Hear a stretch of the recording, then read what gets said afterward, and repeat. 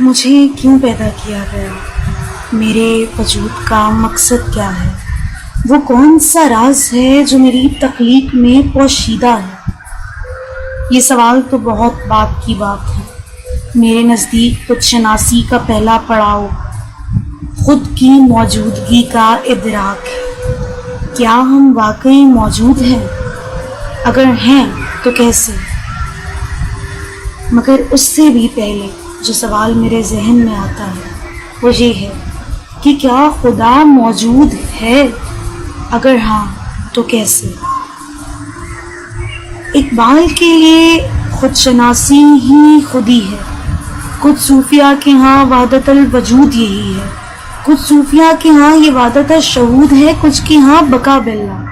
فقہ کے ہاں زندگی کے مقصد کو پہچاننا ہی خود شناسی ہے۔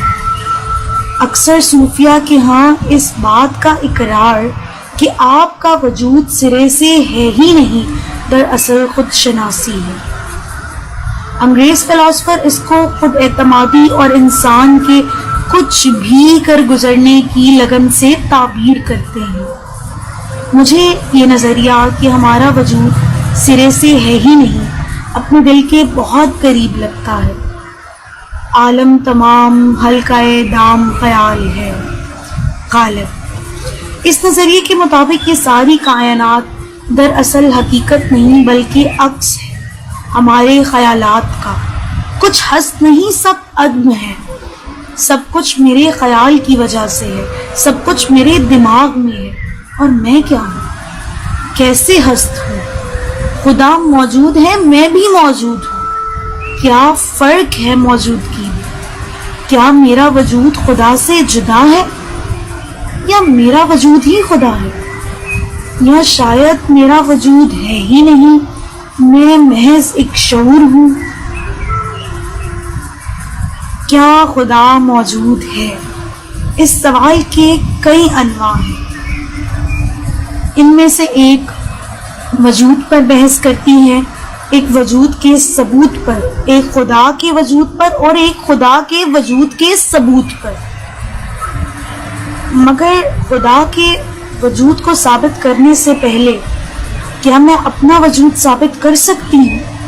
اگر ہاں تو کیسے؟ ارے میں سنی جا سکتی ہوں، دیکھی جا سکتی ہوں، کیا یہ میرے ہونے کی دلیل نہیں؟ مگر میرا موجود ہونا میرے وجود کی دلیل نہیں ہو سکتا۔ یہ پیراڈاکسیکل آرگیومنٹ ہے۔ کوئی شے اپنی دلیل خود نہیں ہو سکتی، مگر میں دوسروں کو بھی تو دکھائی دیتی ہوں، سنائی دیتی ہوں۔ بالکل، مگر میں کسی اور کو نظر آتی ہوں، اس بات کی کیا دلیل ہے؟ وہ مجھے سنتے ہیں تو مجھ سے بات کرتے ہیں نا، یعنی میرا مشاہدہ ہی میرے ہونے کی دلیل ہے۔ لیکن میرا مشاہدہ بھی تو تبھی موجود ہے جب میں موجود ہوں۔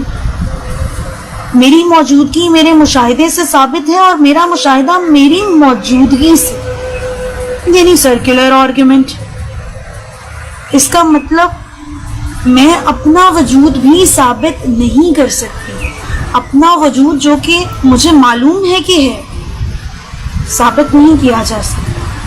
اپنا وجود جو کہ حساسیت کے ذریعے قابل مشاہدہ ہے، جو سنائی دیتا ہے، دکھائی دیتا ہے، مگر ثابت نہیں کیا جا سکتا۔ تو پھر ایک ایسا وجود جو حساسیت سے ماورا، تینوں ڈائمنشن سے ماورا، ظاہری آنکھ سے دیکھا نہ جا سکے، اس کی آواز ظاہری کان سے سنی نہ جا سکے، وہ کیسے اور کیوں کر ثابت کیا جا سکتا ہے؟ میرے الفاظ پر غور کریں، میں یہ نہیں کہہ رہی کہ ایسا وجود موجود ہی نہیں، میں یہ کہہ رہی ہوں کہ ایسا وجود موجود بھی ہو تو ثابت کیسے کیا جائے؟ کیسے مانا جائے آخر کہ ایسا وجود ہے؟ اس کے لیے موجودگی کی تعریف ضروری ہے۔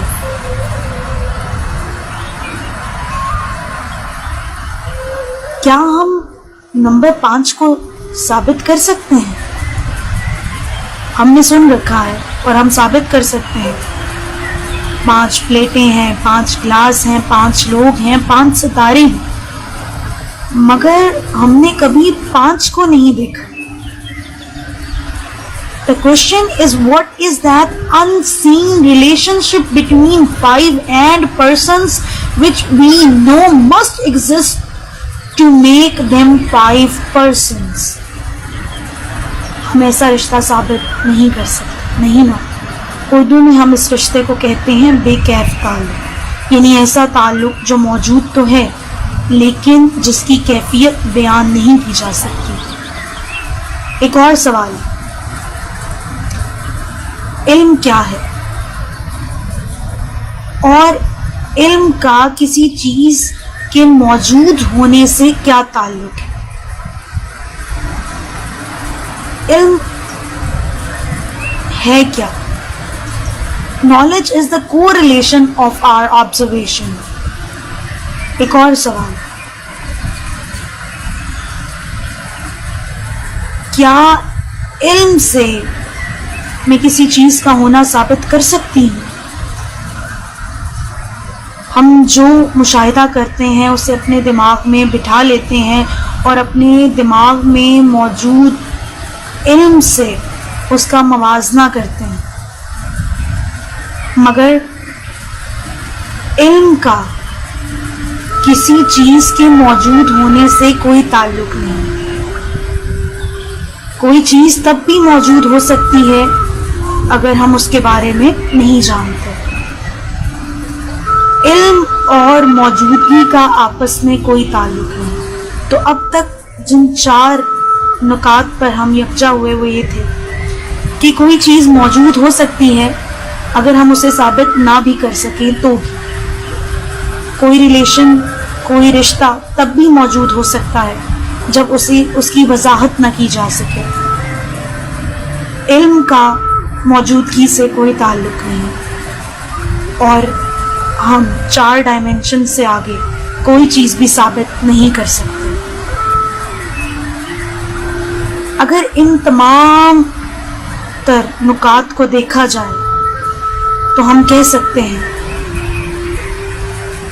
کہ وہ کوئی چیز جو موجود ہے، وہ کوئی رشتہ جو موجود ہے وہ خدا ہے. وہ ان تینوں ڈائمینشن سے ماورا ہے. Considering that we cannot interpret the reality in any way because we are confined to a paradoxical hyperspace of observation and existence, we cannot say for sure that we exist, but we can say for sure that God exists. اور یہی فلسفہ میرے دل کے سب سے قریب ہے.